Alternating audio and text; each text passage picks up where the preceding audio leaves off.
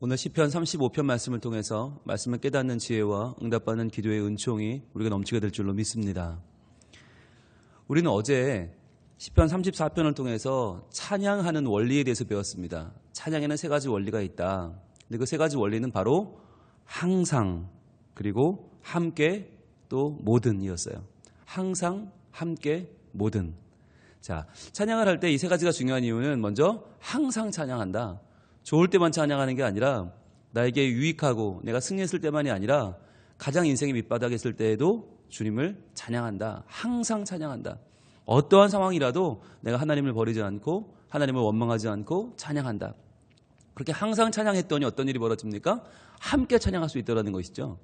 나처럼 억울한 일 당하고 나처럼 세상에서 떠밀리고 참 그 마음이 낮아진 자들이 함께 나와서 같이 찬양하더라. 함께 하더라. 그랬더니 모든 어려움에서 구원을 받고 모든 두려움에서 승리할 수 있더라라고 하는 것이죠. 그래서 찬송은 항상 하는 것이다. 함께 하는 것이다. 그래서 모든 어려움과 두려움을 이겨내는 것이다 라고 하는 찬양의 원리를 오늘 봤습니다. 그런데요, 문제는 그러한 찬양의 원리 참 좋죠. 찬양하는 세 가지 원리 들을 때는 굉장히 좋아요. 그런데 돌아서면 너무 억울하고 너무 분하고 아니 아무 죄도 없는 나를 해하려는 저 사람들이 있는데 아무런 내가 뭘 잘못했다고 아무런 원망도 없이 원수도 진 것도 없이 나에게 저렇게 함부로 하는 사람들이 있는데 과연 이 찬양하는 것이 합당한 일인가라는 생각이 들 때가 있어요. 그때 어떻게 해야 될 것인가? 억울할 때, 분할 때, 정말 찬양이 안 나올 때 어떻게 해야 될 것인가? 오늘 시편 35편은 이렇게 노래하고 있습니다. 1절 같이 읽습니다. 시작. 여호와여 나와 다투는 자와 다투시고 나와 싸우는 자와 싸우소서. 자, 이 말을 이렇게 문자 그대로 읽으면 어떻게 여러분 들리세요? 굉장히 아이처럼 들리지 않습니까? 굉장히 유치한 기도 같지 않습니까? 그렇잖아요. 하나님, 나와 다투는 자와 다투어 주세요. 하나님, 나와 싸우는 자와 싸워 주세요. 이 말이 얼마나 유치찬란한 말입니까? 이게 성숙한 기도 같으면 어떻게 돼야 됩니까? 하나님, 내가 정의롭고 공의롭거든 제 편에 서주시고 제가 그렇지 않거든 상대편 편에 서주세요. 이게 더 성숙한 기도 아닙니까? 이게 더 뭔가 공의를 구하는 기도 같지 않으세요? 그런데 오늘 다윗은 그렇게 기도하고 있지 않아요. 아주 아이처럼 기도해요. 정말 아주 연약한 아이처럼, 아무 힘도 없는 아이처럼 기도해요. 하나님, 제발 내 편이 되어주세요. 제가 맞는지 내가 맞는지 따질 겨를이 없어요. 하나님, 제발 저 좀 도와주세요. 제발 저와 함께 제 편이 되어 싸워주세요 라고 하는 아주 아이 같은 기도를 드리고 있어요. 그런데 이 기도가 시편 35편의 1절에 가장 먼저 등장하는 이유는 뭘까요? 우리가 볼 때 이런 기도를 해. 아유 참, 기도면 다 기도인가? 이거 참 너무 촌스럽고 유치하다. 아니 내가 하나님 편에 서 있을 때야 이게 가능하지만 아니 아무 근거도 없이 아무 전제도 없이 무조건 하나님 내 편 되어주세요. 하나님 무조건 나랑 같이 싸워주세요. 이건 좀 수준이 떨어지는 기도같이 보여요. 그런데 그렇지가 않다고 하는 것이에요. 하나님이 누구죠? 우리 아버지예요. 아버지. 여러분, 아버지한테 가서 내 편 되어주세요 라고 말하는 아이가 이거저거 따집니까? 누가 말이 맞는지, 누가 상황이 옳은지 여러분 이걸 누가 합당한지 합리적인지 따를 겨를이 없어요. 다급한 거예요. 아이 입장에서는 아빠 저 좀 도와주세요. 다급한 거예요. 그런데 이 다급한 기도를 드릴 수 있는 이유가 있어요. 지금 다윗이 아무 근거 없이 하나님 앞에 조르는 아이 같은 기도를 드리는 게 아니라 분명한 근거가 있어요. 그 근거가 어디 있는가? 창세기 12장으로 갑니다. 창세기 12장 1절부터 보면 하나님이 아브라함을 처음 부르시면서 아브라함을 처음 믿음의 사람으로 부르시면서 해주셨던 약속이 있어요. 그 약속, 아브라함에게 하셨던 약속을 지금 다윗은 기억하면서 그 말씀에 근거해서 기도하고 있는 거예요. 자, 창세기 12장 1절부터 봅니다.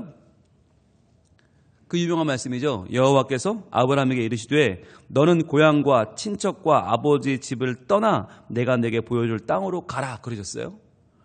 여러분, 우리가 보통 살아가면서 의지하는, 내가 기대고 사는 게 뭐예요? 고향이고요, 친척이고요, 아버지의 집이에요. 내가 의지할 만한 거, 내가 남과 싸울 때 내가 정말 제시할 만한 거, 붙잡고 싸울 만한 게 고향 친척 아버지의 집 말고 뭐가 있습니까? 그런데 그걸 다 떠나라는 거예요. 떠나고 내가 내게 보여줄 땅으로, 완전히 새로운 땅으로 가라는 거죠. 그렇게 갔을 때 뭘 준다고 하셨어요? 2절입니다. 내가 너로 큰 민족을 이루고 내게 복을 주어 내 이름을 창대하게 하리니 너는 복이 될지라. 자, 너에게 복을 주겠다 약속을 하셨어요. 근데 그 복의 내용이 뭐냐? 3절이에요. 이 3절의 말씀을 오늘 다윗은 의지하고 기도하고 있는 겁니다. 이 3절 같이 읽습니다. 너를 축복하는 자에게는 내가 복을 내리고 너를 저주하는 자에게는 내가 저주하리니 땅의 모든 족속이 너로 말미암아 복을 받을 것이라 하신지라. 바로 이 말씀이에요. 네가 의지할 힘, 네가 의지할 내용, 곧 너의 고향과 친척과 아버지의 집, 네가 의지할 만한 것을 내려놓고 나를 따라오면 내가 너의 의지할 바가 되어주겠다는 거죠. 내가 너의 편이 되어주겠다. 네가 싸울 때 근거 삼을 것들을 다 내려놓고 나를 위해 떠나면 내가 너의 모든 근거가 되어주겠다. 그래서 너를 축복하는 자에게는 내가 축복을 내리고 너를 저주하는 자에게는 내가 저주하겠다. 누가 맞는지 누가 옳은지 그걸 따지기 전에 먼저 내가 너의 편이 되어주겠다라고 하나님은 약속해 주신 거예요. 여러분, 여기에 하나님의 참된 복이 있어요. 하나님의 복은요, 세상이 말하는 것처럼 누가 옳으냐, 누가 그르냐, 누가 잘했냐, 누가 못했냐를 따지지 않아요. 그건 인과응보고요. 권선징악이에요. 그건 세상의 논리예요. 인본주의의 논리예요. 그런데 하나님은 어떻게 평가하시나? 죽게 피하는 자가 복이 있다는 거예요. 하나님을 내 하나님으로 삼고 하나님께 피하는 자, 내 모든 싸움의 근거를 내려놓고 내 모든 이길 수 있는 내 무기를 내려놓고 하나님을 따르는 자에게 하나님이 무기가 되어주신다. 하나님이 승리에 합당한 원인자가 되어주신다라고 약속하고 있는 것이죠. 자, 그랬더니 그렇게 하나님의 축복을 의지하고 하나님의 저주를 의지하고 어떻게 했나? 4절은 이렇게 이어집니다. 이에 아브라함이 여호와의 말씀을 따라갔고. 자, 뭘 따라갔다고요? 여호와의 말씀을 따라갔다는 거예요. 네가 네 것 내려놓고 나를 따르면 너를 축복하는 자는 내가 복을 준다. 너를 저주하는 자는 내가 저주한다. 즉 너의 적과는 내가 싸워준다는 거죠. 네가 싸워야 될 적들을 네가 일일이 싸우게 두지 않겠다. 내가 싸워주겠다라고 하는 하나님의 말씀을 의지하여 따라갔다는 거예요. 여호와의 말씀을 따라갔다. 그래서 여러분, 아브라함이 믿음의 조상이 된 거예요. 뭘 따라갔어요? 여호와의 말씀을 따라갔다는 거예요. 우리도 오늘 뭘 따라가느냐? 여호와의 말씀을 따라가는 거죠. 다 갔는데 롯도 그와 함께 갔으며 그랬어요. 그러니까 우리가 믿음을 향해 갈 때 혼자 가지 않고요, 같이 가는 사람이 생긴다는 거죠. 믿음의 동역자가 생겨요. 아브라함이 하란을 떠날 때에 75세였더라. 75세란 나이는 떠나기에 적합한 나이가 아니죠. 그러나 여호와의 말씀을 의지하기에는 아주 적합한 나이예요. 이 세상 내가 이루어 놓은 거, 내가 자랑할 만한 게 많이 있지만 그것들을 다 내려놓고 여호와의 말씀을 따랐어요. 떠났어요. 그랬더니 5절, 아브라함이 그의 아내 사레와 조카 롯과 하란에서 모은 모든 소유와 얻은 사람들을 이끌고 가나안 땅으로 가려고 떠나서 마침내 가나안 땅에 들어갔더라. 떠나서 마침내 들어갔더라. 여러분, 이게 성경 말씀은 한 구절이지만 굉장히 긴 여행의 여정을 압축해 놓은 것이죠. 하란이 어디라고 그 당시에 그 먼 땅에서 떠나서 마침내 들어갔어요. 여러분, 이 간단한 한마디 속에 들어있는 수많은 싸움과 수많은 전쟁과 수많은 역사를 우리는 볼 수 있어야 됩니다. 그 모든 것들을 어떻게 이겼다는 거예요? 하나님이 싸워주셨다는 거예요. 하나님이 너의 편에 되셔서 너를 축복하는 자에게 복을 내리고 너를 저주하는 자에게 저주하면서 하나님이 동행해 주셔서 여기까지 올 수 있었다라고 하는 거예요. 여러분, 이것을 우리는 어떻게 생각하냐면 그 옛날 아브라함에게 일어났던 일이라고 치부해버려요. 그런데 다윗은 그러지 않은 거예요. 다윗은 이 사건을 오늘날 나의 사건으로 여긴 거예요. 오늘날 나에게도 동일하게 이 하나님은 살아계셔서 오늘도 동일하게 나에게 말씀하신다. 너를 축복하는 자에게 내게 복을 내려주겠다. 너를 저주하는 자에게 내가 저주하겠다. 내가 네 편이 되어서 싸워주겠다라고 하는 그 한마디를 의지해서 오늘 기도하는 겁니다. 오늘 35편 1절, 시편 35편 1절 다시 한번 같이 읽습니다. 시작. 여호와여, 나와 다투는 자와 다투시고 나와 싸우는 자와 싸우소서. 지금 내 앞에 있는 이 적과 내가 싸우는데 힘이 없어요. 내가 이길 수가 없어요. 그런데 이 싸움에 믿음으로 나아가는 이유는 뭐예요? 하나님이 나와 함께 싸우시고 하나님이 나와 함께 다투신다는 하나님을 의지하는 전적인 믿음이 있었기 때문입니다. 여러분, 이 믿음으로 다윗이 다윗 될 수 있었습니다. 우리가 아는 것처럼 사무엘상 17장에 보면 바로 다윗과 골리앗의 싸움이 있어요. 그런데 그 다윗과 골리앗의 싸움에서 다윗의 용맹함이 드러나는데 우리는 용맹함만 보잖아요. 근데 용맹함 뒤에 분명히 뭐가 있나? 말씀에 대한 의지가 있어요.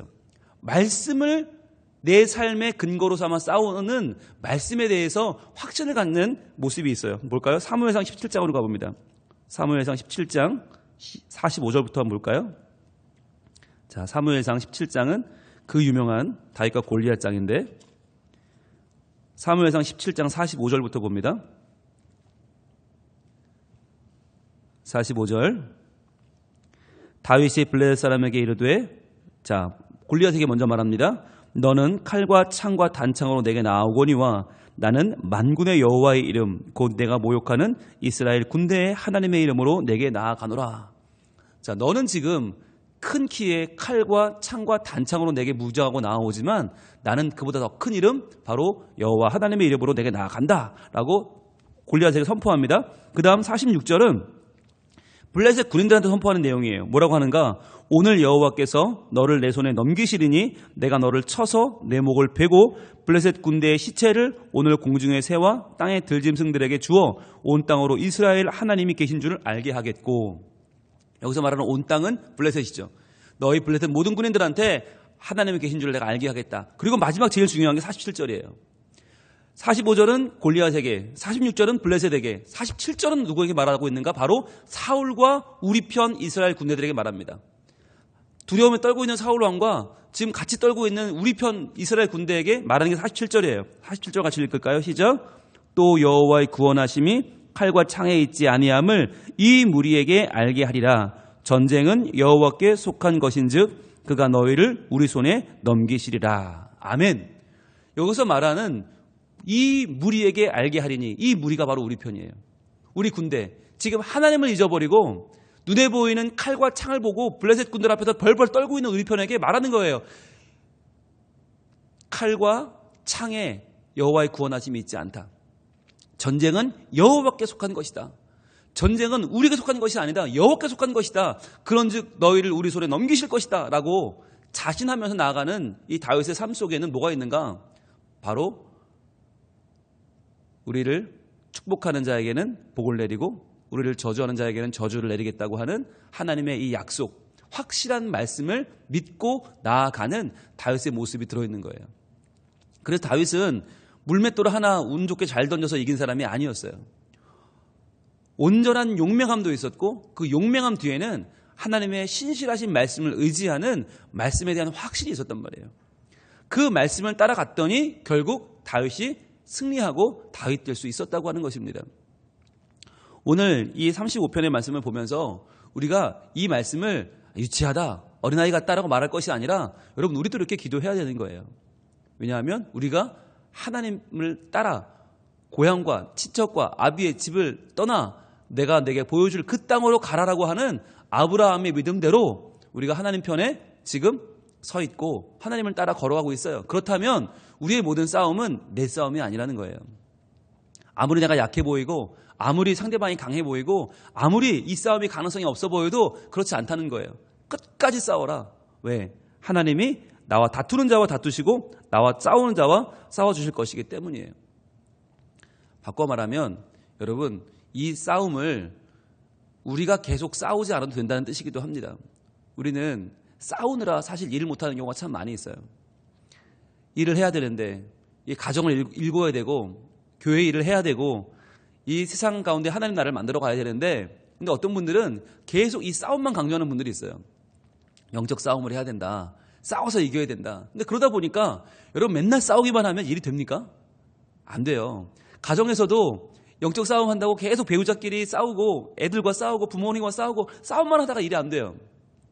오늘 말씀은 바꿔 말하면 뭔가 나와 다투는 자와 다투시는 분이 누구예요? 여호와예요. 나와 싸우는 자와 싸우는 분이 누구예요? 여호와예요. 그렇다면 나는 뭐 하는 거예요? 나는 싸우지 말고 기도하라는 얘기예요. 즉 내 앞에 분명히 원수가 있어요. 그 원수를 갚아야 돼요. 싸워야 돼요. 그런데 그 싸움은 하나님이 하신다라고 맡기라는 거예요. 그리고 나는 내가 해야 될 일을 묵묵히 해나가면 된다라고 하는 말씀으로도 이해할 수 있어요. 다윗은요, 평생 싸움만 한 사람이 아니었어요. 오히려 그 싸움을 하나님께 맡겼어요. 하나님이 싸워주십시오. 저는 하나님의 일을 하겠습니다. 그러니까 왕이 됐죠. 그러니까 한나라를 인도에 갔죠. 여러분, 다윗이 평생 싸움만 했으면, 사울과 싸우고 골리앗과 싸우고 블레셋과 싸우고 온갖 나라들과 싸움만 했으면 그는 이렇게 위대한 왕이 될 수 없었어요. 그러나 싸운 날보다 더 많은 날들 뭐 했나? 기도했다는 것이죠. 그리고 하나님 맡겨주신 일들을 해나갔어요. 그래서 다윗 시대의 최고의 전성기를 이루었다는 거예요. 이 말씀을 우리가 마음에 새길 필요가 있어요. 다투는 일 하나님이 다투어 주신다. 싸우는 일 하나님이 싸워 주신다. 그래서 로마서 12장 19절은 이렇게 말합니다. 신약으로 가볼까요? 오랜만에 로마서 12장 19절. 우리가 원수들과의 이 분노, 이 아픔, 이 전쟁을 어떻게 해야 될 것인가? 어떻게 우리가 해결할 수 있을까? 로마서 12장 19절 이렇게 말씀합니다. 같이 읽습니다. 시작. 내 사랑하는 자들아, 너희가 친히 원수를 갚지 말고 하나님의 진노하심에 맡기라. 기록되었으되 원수 갚는 것이 내게 있으니 내가 갚으리라고 주께서 말씀하시니라. 아멘. 중요한 말이 뭐예요? 기록되었으되예요. 기록되었으되. 하나님의 말씀입니다. 기록되었으되 원수 갚는 것이 내게 있다. 오늘 다윗이 의지했던 말씀은 뭐예요? 전쟁은 여호와께 속했다. 같은 말이에요. 전쟁은 여호와께 속했고 원수 갚는 것도 하나님께 있습니다. 그러니까 이 싸움의 모든 주권이 하나님께 있고 승패도 하나님께 있어요. 그러니까 우리들 바로 우리 주님의 사랑하는 자들이 뭘 해야 될 것인가? 너희가 친히 원수를 갚지 말고 하나님의 진노하심에 맡기라는 거예요. 맡겨라. 기록되었으되 원수 갚는 것이 내게 있으니 내가 갚으리라고 주께서 말씀하시니라.